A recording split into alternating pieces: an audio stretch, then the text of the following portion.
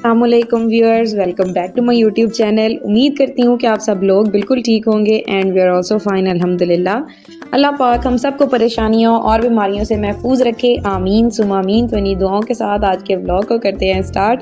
तो आज का व्लॉग जो है मैंने कल रात से ही स्टार्ट कर दिया था, तो मैंने सोचा कि इस क्लिप्स को भी जो है वो कल के व्लॉग में मैं ऐड करूँगी।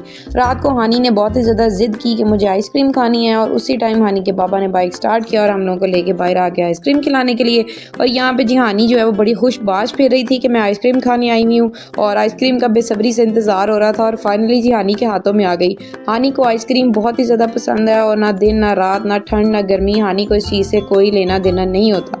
जब हानी ने बोला है कि उसको आइसक्रीम खानी है, तो उसका मतलब है कि उसको आइसक्रीम हर हाल में खानी ही खानी है, चाहे रात के 12 बज जाए, लेकिन वो ज़िद करते हुए बिल्कुल सोएगी नहीं, और जब तक आइसक्रीम वो खा नहीं लेगी। तो मैं हानी की इस आदत से बहुत ही ज़्यादा परेशान भी हूँ। स्टार्टिंग पे तो अच्छा लगता था कि चलो ठीक है, बच्ची मांग रही है तो हम लोग भी खा लेते हैं, साथ इंजॉयमेंट हो जाती है।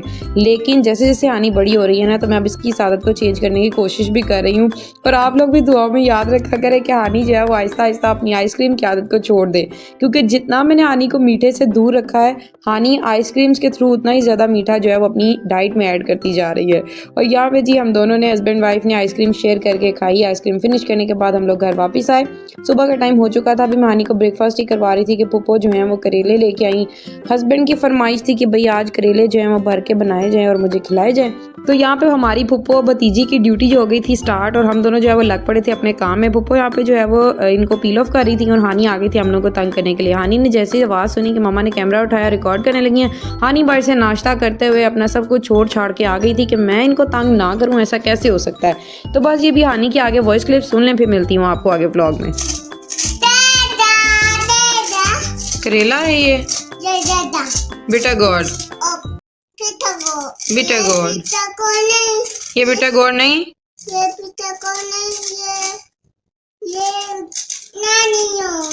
करेला। आपने फेस भी नहीं वॉश किया, दही खाती खाती आके आप यहाँ बैठ गई हैं दादो पास। वो भी करेला। दादो क्या खा रही हैं करेले को? दादो ने करेले पील ऑफ कर दिए हैं सारे। अभी हम इसका सालन बनाएंगे। हानी खाती है करेला? नहीं खाती। बोलो जी। आपको करेला नहीं अच्छा लगता? ये भी करेला। पीछे हमारी स्त्री भी नजर आ रही है। मैंने कहा अब नजर तो आएगी, अब जिसने नहीं देखी वो भी देख ले।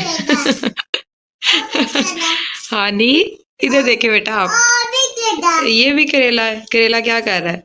तो खैर जनाब, यही थी हानी की वॉइस क्लिप्स। आपने सुने होंगे हानी की शरारतें, आप लोग भी इंजॉय करते होंगे मेरे साथ साथ। तो जिन लोगों ने अभी तक चैनल को सब्सक्राइब नहीं किया वो जल्दी से सब्सक्राइब करें, कमेंट्स लाजमी किया करें, और चैनल को शेयर करना तो मस्ट है। अपने व्हाट्सएप ग्रुप्स और फैमिली फ्रेंड्स के साथ चैनल को लाजमी शेयर किया करें, ताकि जल्दी जल्दी 1000 सब्सक्राइबर्स का माइलस्टोन अचीव हो। यहाँ पे पुप्पो ने जो है वो करेलों के बीज निकाल लिए थे, और इनको यहाँ पे नमक लगा के हम लोग एक साइड पर रख रहे थे। मैं जो है वो इसकी फिलिंग के मटीरियल में करेलों के बीज जो है वो लाजमी यूज़ करती हूँ, इससे इसका फ्लेवर जो है वो इन्हेंस हो जाता है। आप लोग भी कमेंट्स में बताइए कि आप लोग इनको ऐड करते हैं या इनको फेंक देते हैं, लेकिन अगर आप लोग मेरी बात माने तो कभी इनको एक बार ऐड करके ज़रूर देखिएगा। इससे टेस्ट जो है ना बहुत ज़्यादा अच्छा आता है। दाल हमारी आ चुकी थी, इसको जो है मैंने साफ़ किया और उसके बाद मैंने बाउल में ऐड कर दिया था। तो आप लोग अब ये ना समझिएगा कि डायरेक्ट ही ऐड कर दिया तो कंकर आएंगे, तो ऐसा नहीं है। मैंने इसको पहले साफ़ किया और अब मैंने यहाँ पे बाउल में इसको ऐड कर दिया। बड़े खूबसूरत और शाहाना अंदाज के साथ प्रेजेंट किया है। उसके बाद मैंने यहाँ पे इस पर डाल दिया था पानी। अच्छी तरह से इसको नहलाएंगे 2-3 बार, और पानी इसका निकाल देंगे, और वॉश करने के बाद इसको हम लोग रख देंगे भाई 1 से 2 घंटे के लिए रेस्ट पे, ताकि अच्छी तरह से दाल पानी सोख कर ले और बहुत ही अच्छी सी ये रेडी हो जाए, ताकि बाद में हम इसको बॉईल करें और आपने जो है वो फिलिंग मटेरियल करेलों के अंदर हमने जो फिल करना है वो उसको रेडी कर लें। तो तब तक के लिए आप लोग हानी की जो है वो आवाज़ें सुन लें, हानी की बातें सुन लें, और फिर जो है वो हम लोग आते हैं वापस किचन में।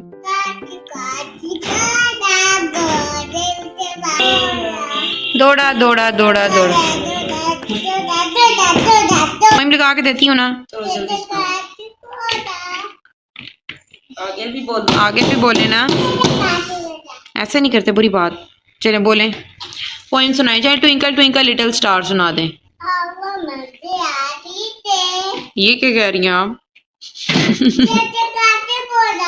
लकड़ी काटी घोड़ा सुना रही हैं। चले बोले फिर सुनाए।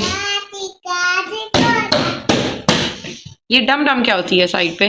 और दादा जा रही है किचन में। यहाँ पे जी हानि की शरारतों से तंग आके फूफो जो है वो किचन में आ गई थी, तो मैंने सोचा कि मैं भी जो है वो अब जाती हूँ और अब जो है वो अपनी रेसिपी को रिकॉर्ड करने की कोशिश करती हूँ। दाल को मैंने यहाँ पे बॉयल होने के लिए रख दिया था, थोड़ा सा इसमें मैंने सॉल्ट ऐड किया था। और आजकल जो है ना मैं मेरे ब्लॉग स्टार्टिंग में ब्लॉग्स जैसे मिलते जुलते बनते जा रहे हैं। जब मैंने यूट्यूब चैनल स्टार्ट किया था ना, देन आई वाज लाइक इस तरह से मैं अपनी चीज़ों को अरेंज किया करती थी और बाद में जो है वो मैं इनको रिकॉर्ड करती थी। मुझे स्टार्टिंग में समझ ही नहीं आ रहा था कि एक्चुअली में मैंने चैनल स्टार्ट किस चीज़ का किया है। मैं कुकिंग कर रही हूँ, मैं ब्लॉगिंग कर रही हूँ, या मैं क्या चीज़ बनाने की कोशिश कर रही हूँ। लेकिन बाय द टाइम जो है मुझे आइडिया होता गया सॉरी। और अब जो है वो मैं काफ़ी चीज़ों में एक्सपर्ट होती जा रही हूँ आहिस्ता आहिस्ता, फाइनली शुक्र अल्हम्दुलिल्लाह। आप लोगों को दोबारा से याद करवाती चलूँ कि जल्दी जल्दी चैनल को सब्सक्राइब किया करें। बहुत सारे लोग आप लोगों में से ऐसे हैं जो बगैर सब्सक्राइब किए चैनल्स को देखते हैं। तो यहाँ पे जी मैं छत पे आ चुकी थी और यहाँ पे फूफो ने इनको नमक लगा के रखा हुआ था काफ़ी टाइम पहले का। उसके बाद इनको वॉश करते थे ताकि अच्छी तरह इनका कड़वापन ख़त्म हो जाए और पानी ड्राई हो जाए। छत का व्यू भी बड़ा प्यारा आ रहा था, आप लोगों को मैं दिखा भी रही हूँ साथ साथ। मैंने सोचा अब यहाँ पे आए हैं तो अपना कैमरा जो है वो क्यों ना ओपन करे, तो हर चीज़ को रिकॉर्ड करना और आप लोगों के साथ शेयर करना। तो यहाँ पे मैं इनको लेके अब नीचे जा रही थी और ये मेरी मानो भी जो है वो आज अपने बेबीज़ के साथ छत पे इंजॉय कर रही है।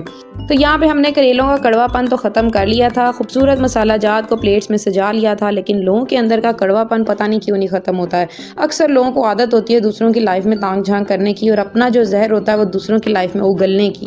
तो खैर जी, अल्लाह पाक इस करेले की तरह हम इंसानों को इंसानों में से भी कड़वाहट निकालने की हिम्मत और ताकत अता करे, आमीन सुआमीन। और काफ़ी सारे व्यूअर्स मेरे ऐसे हैं जो मेरी चैनल जो है वो मेरे व्लॉग देखते हैं इसी वजह से कि उनको मेरी बातें और मेरे बोलने का अंदाज़ बहुत ही अच्छा लगता है। तो उन लोगों के लिए आज के व्लॉग में एक और मज़ेदार सी बात मैं ऐड करती चलूँ, वो ये है कि आप लोगों ने अक्सर बच्चों को खेलते हुए देखा होगा या नोटिस किया होगा। जिन लोगों के घर में बच्चे हैं उन लोगों को तो इस चीज़ का आइडिया होगा कि बच्चे जो हैं वो जो भी चीज़ मिल जाती है, अगर उनको आप पैसे भी देते हैं तो वो खाते पीते हैं और उसको ख़त्म कर देते हैं। उनके अगर दरमियान में लड़ाई झगड़ा हो जाता है तो एक दूसरे के खिलाफ हसद कीना बुग़्ज़ वगैरह नहीं रखते, बल्कि एक दूसरे के साथ लड़ते हैं झगड़ते हैं और थोड़ी देर के बाद नॉर्मल होकर दोबारा से खेलना शुरू कर देते हैं। मट्टी के घर बनाते हैं और उसको दोबारा से गिरा के कल से नया घर बनाने की आस उम्मीद में बच्चे जुट जाते हैं। लेकिन जैसे जैसे हम बड़े होते जाते हैं तो हमारे अंदर से ये सारी चीज़ें जो हैं वो निकलती जाती हैं और प्यार मोहब्बत और खलूस जो रिश्तों में मौजूद होना चाहिए वो आहिस्ता आहिस्ता से ख़त्म होना शुरू हो जाता है।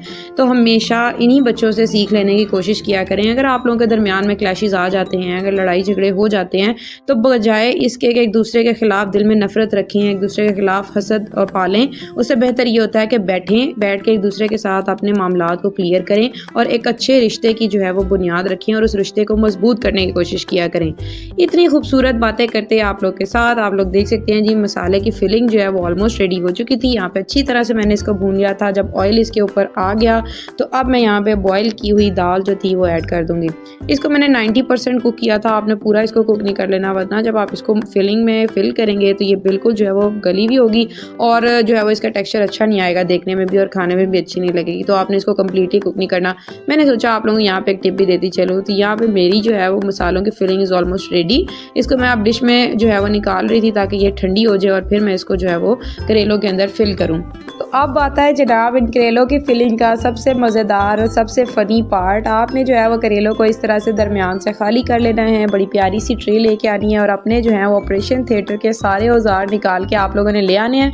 अपनी स्टिचिंग स्किल्स का इस्तेमाल करते हुए आप लोगों ने अच्छी तरह से इनके अंदर सारा मटीरियल भर के इनको टांके लगाने जो है वो शुरू कर देने चाहिए।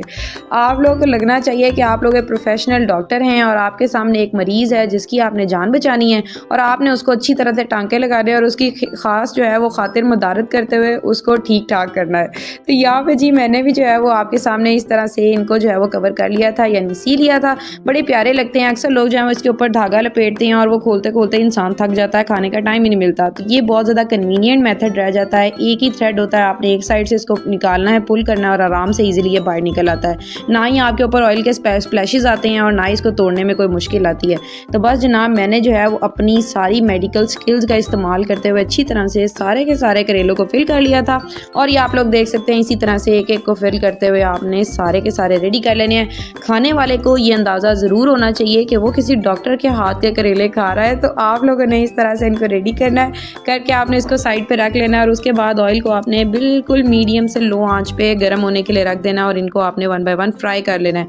एक बात का ख्याल आप लोगों ने यहाँ पे लाजमी रखना है कि फ्लेम को हाई बिल्कुल भी नहीं करना, क्योंकि ऊपर से इनकी जो छिलका है वो जल जाएगा लेकिन अंदर से इनका कड़वापन नहीं जाएगा। हमने इसको अंदर और बाहर दोनों से क्रिस्प करना है, तो आपने बिल्कुल मीडियम से लो फ्लेम पे मेरी तरह से इनको ब्राउन कर लेना है। मैं तो यहाँ पे जी ब्राउन से डार्क ब्राउन ही कर चुकी थी। हर तरह की मेरी एक आदत है, पता नहीं क्यों मेरे साथ ऐसा क्यों हो जाता है, लेकिन ये बात मुझे आज तक समझ नहीं आ सकी, लेकिन खैर फिर भी बच गए थे। और माशाल्लाह जी ये देख सकते हैं आप लोग बड़ी प्यारे से रेडी भी हो गए हैं। तो आप लोगों ने इनका कलर देख के जो है वो मेरा मजाक बिल्कुल भी नहीं बनाना है। खैर जी अल्लाह का नाम लेते हुए सारे करेले जो है वो अच्छी तरह से इनको मैंने कर लिया था ब्राउन। अब मैंने इनको फ्राई करके दाल में कर देना ऐड। इस दाल के अंदर जो है वो मैंने प्याज और टमाटर का मसाला अलग से बना के ऐड किया था। वो क्लिप मेरे से रिकॉर्ड ही नहीं हो पाया, तो मैंने सोचा कि चलें ठीक है भैया आज इसी को यहाँ पे ही फिनिश कर देते हैं। उसके बाद इसके ऊपर खूबसूरत इसकी जो है वो खूबसूरती में मजीद इजाफा करने के लिए यहाँ पे मैं कोरिएंडर कट करके ले आई थी और इसकी खूबसूरती को जी 4 चांद लगा दिए थे इस कोरिएंडर ने, आप लोग देख सकते हैं। उसके बाद थोड़ा सा गरम मसाला इसके ऊपर ऐड करेंगे और इसको ऊपर से कवर करके रख देंगे। इंतज़ार करेंगे अपने हस्बैंड का कि वो घर आएँ और आके इसको टेस्ट करें, खाएँ और फिर आपको बताएं कि आपकी रेसिपी कामयाब हुई है या नहीं। तो खैर जी मैं जो है वो अपने हस्बैंड के रिव्यूज़ आपको कल के ब्लॉग में शेयर करूँगी। तो मैं चलती हूँ आज के ब्लॉग में, मुझे दीजिएगा इजाज़त। मिलते हैं कल के ब्लॉग में इंशाल्लाह, तब तक के लिए अल्लाह हाफिज़। Thank you so much for watching.